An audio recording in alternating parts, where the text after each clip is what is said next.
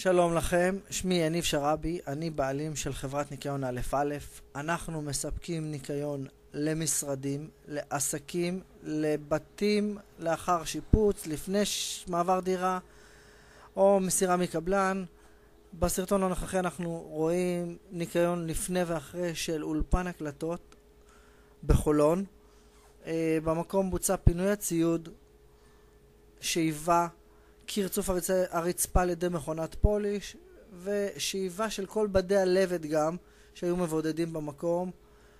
לחברה שלנו יש רישיון קבלן מטעם משרד התמ"ת ואנחנו מחזיקים בכל הרישיונות והביטוחים הנדרשים מחברת ניקיון.